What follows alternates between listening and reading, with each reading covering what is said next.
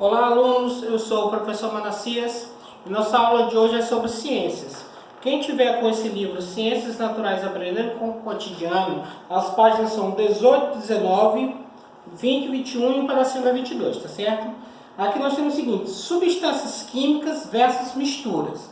Aqui diz o seguinte: neste capítulo e nos três seguintes são apresentados alguns temas fundamentais da química, ciência que ocupa fundamentalmente em estudar a composição das substâncias químicas, as propriedades das substâncias químicas, as transformações que as substâncias químicas podem sofrer para transformar outras substâncias químicas e as condições necessárias para favorecer ou impedir tais transformações.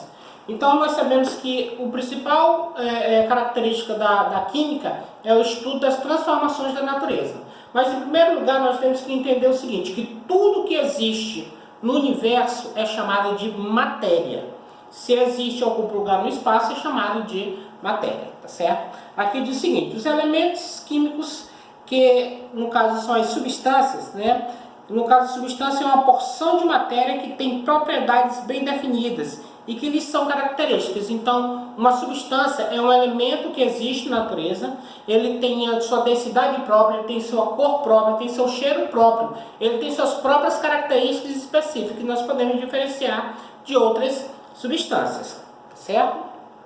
Como exemplo aqui, nós podemos citar, por exemplo, o pó do enxofre, o pó do ferro e o cloreto de sódio, que é o sal, que também está no estado em pó. Então, o que acontece? São substâncias sólidas, cada uma possui sua densidade diferente e elas possuem cores diferentes. No caso do enxofre, ele é amarelo, o pó do ferro ele é um cinza metálico e o cloreto de sódio ele é branco.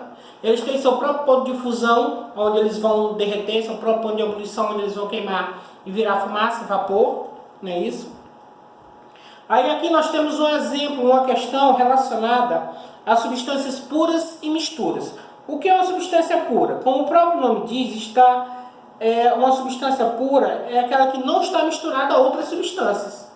E uma mistura são várias, ou uma ou duas substâncias que se misturam com outras e elas se tornam uma mistura. Como, por exemplo, eu tenho o sal e eu tenho a água. O sal é uma substância pura, a água é uma substância pura. Mas a mistura das duas, misturando as duas, nós temos a água salgada. A água salgada é uma mistura. Se você, por exemplo, for analisar a água de uma piscina, ou a água natural e a água salgada, elas são dois tipos de água totalmente diferentes. Elas têm densidades diferentes, cheiros diferentes, sabores diferentes. Tá certo? Em relação a uma reação química, é um processo em que novas substâncias são formadas a partir de outras. Então, quando você junta uma ou duas substâncias, você mistura elas e elas se tornam uma ou terceira substância totalmente diferente, então você tem uma reação química. Aqui, em relação a uma reação química, nós temos o seguinte exemplo: uma lata de alumínio vazia, seja ela amassada, é uma substância que ela não vai ser alterada. Por exemplo, você pode amassar o alumínio, você pode espedaçar ele, transformar em fibra, transformar em pó, que ele vai continuar sendo o alumínio. E nesse caso, não caracteriza uma reação química, tá certo? Vou dar um exemplo de uma reação química aqui, ó. A combustão, né, no caso que é a queima de combustível, né, do etanol, que é o álcool comum, é um exemplo de reação química. Para que ocorra é necessária a presença de oxigênio. No caso aqui nós temos o etanol e nós temos o gás oxigênio e eles reagem juntos para formar um gás carbônico e água. Ele queima, né, com calor e vai se transformando gás carbônico em água. Aí nesse caso nós temos uma reação química, tá certo?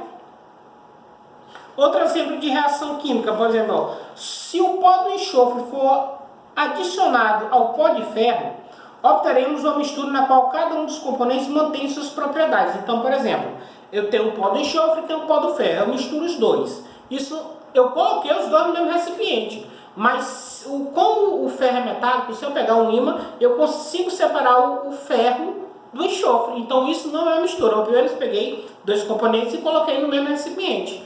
Agora, quando eu misturo realmente o enxofre com o ferro através do calor, aí eu tenho uma reação química. Aí, nesse caso, eu produzo um terceiro elemento químico, uma terceira substância, que no caso seria o sulfeto ferroso. Sulfeto ferroso é uma substância que a gente usa para resolver problemas sanguíneos, né? Quando nosso sangue está fraco, alguém tem algum problema no sangue, a pessoa toma para fortalecer o sangue. Isso é um exemplo de uma reação química. Em uma reação química, nós temos os reagentes e nós temos os produtos. Quem são os reagentes? São as substâncias que elas vão reagir entre si para poder gerar uma nova substância, que no caso seria o produto. O produto é o resultado daquela reação, daquela junção daquelas substâncias. Como, por exemplo, aqui, o etanol, no caso, o combustível, que reage com o gás oxigênio através do calor, aí, no caso, eles são reagentes. Os produtos é o gás carbônico e a água. O outro exemplo, o enxofre mais o ferro, eles são reagentes. Aí, quando eles se misturam através do calor, o produto é o sulfeto ferroso, tá certo? Em uma reação química, ela tem algumas características importantes, como, por exemplo, liberação de calor, mudança de cor, mudança de odor, que no caso seria o cheiro, e liberação de gás. Essas são as 4 principais características que podem ocorrer quando uma substância está acontecer uma reação química com essa substância, no caso, né? Por exemplo, com a liberação de calor a gente vê em relação aos combustíveis. A mudança de cor acontece, por exemplo, quando um produto cai em cima de uma roupa e mancha ela, né? A liberação de odor, como por exemplo as frutas, as carnes quando estragam, elas ficam com um odor diferente, com um cheiro diferente. E a liberação de gás, como por exemplo o refrigerante. Quando você abre a tampa do refrigerante, que ele entra em contato com o ar e ele começa a fazer o chiado, entendeu? Isso é a liberação de gás. Temos também a questão da reação química decomposição, né? Existe uma grande variedade de reações químicas, entre elas estão as reações de decomposição, nas quais uma substância reage originando produtos ou outras substâncias, tá certo? Eu tenho aqui um exemplo, o carboneto de cálcio, que no caso, com o auxílio do calor, ele gera 2 gases, que é o óxido de cálcio mais o gás carbônico, tá certo? O carboneto de cálcio com calor mais o óxido de cálcio que produz gás carbônico e também produz gás oxigênio.